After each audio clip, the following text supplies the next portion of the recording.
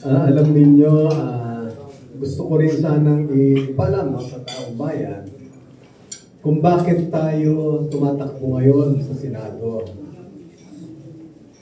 Matanong ko lang, even sa mga kasamahan natin, kasi nasubukan ho natin na tumira sa Basilan, Sulu, Tawi-Tawi.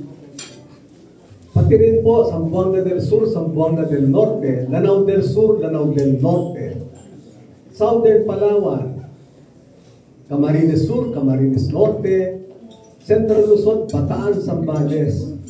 Ano ang meron dito noon? Bakit yung Marines pinapadala dyan sa mga magugulo na lugar? Di ho ba dahil napakalakas ng insurgency problem natin? Ano ang nagdulot dito? Di ba kahirapan, kagutuman? At unang-una talaga na is corruption. Yan ang dahilan kung bakit may mga gutom, may mga hirap na kababayan natin. Sabi nga sabi niya pag walang mahirap, kung walang kurap, walang mahirap. Di ba? Totoo yun. So, bata pa tayo noon. Di ba? Ganyan na yung problema. Corruption na. Ngayon, nasa corporate tayo. Sabi ko nga, I cannot take it sitting down. Tinapanood ko na lang. Ganun pa rin ang problema. Corruption pa rin. Lahat ng mga nakikita ninyo ng mga issues ngayon, kakulangan ng eskwelahan. Di ba? Corruption pa rin yan. Pangit na daan. Corruption pa rin yan. Bumabaha. Corruption pa rin yan. Lahat nakadugtong corruption pa rin. Nagmamahalan na bilihin.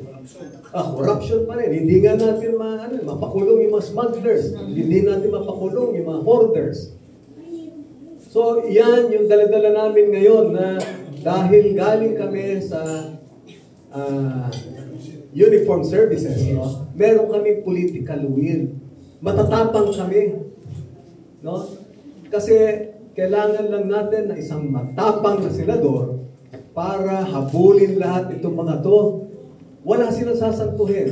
At makakaasa rin kayo na pagka may mga matatapang na senador dyan, wala rin silang takot na magsabatas pa ng mga para sa kapakanan ng taong bayan.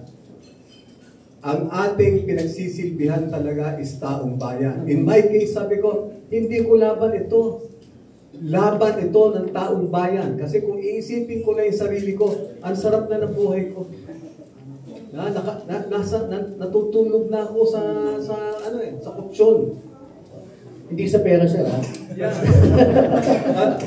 Alam mo, ito yung nung pumirma, may manifesto nga na pinirmahan ng almost 2,000 na senior men in uniform. 25 of whom were 4-star generals. Anong sabi nila? Ariel, we stand united with you to fight corruption, uplift the living conditions of the poor, and protect our sovereignty. We see in you somebody who can unite the Filipino people. But of course, sabi nga, you must accept our challenge kasi alam namin na nasa comfort zone ka. But if you look at those who signed that manifesto, the incumbents, public servants, they belong to different political parties. So this is now unity beyond politics. Alam mo, sagot ko sa kanya, sir, ako sanay po na iniiwan ko yung comfort zone ko for a higher calling. Ang pagmamahal sa bayan, sa taong bayan, hindi ho patumbasan ng pera yan. Hindi pera-pera yan. Kasi kung iniisip lang namin, yung pera na yan, hindi kami tatakbo. So, serbisyo talaga sa bayan, sir, ang hatid po ninyo? Dapat serbisyo sa bayan. No? Kasi yan ang dahilan ba na sa atin namatay na tayo. Ilang ulit tayo muntik mamatay. Bakit ka mo ganito pa rin sa akin, no? I want pa the remaining years in my life to serve our countrymen, to serve our country. Wala na akong ano eh. I just want to leave a legacy. Okay, sir. Si Colonel Busitos naman.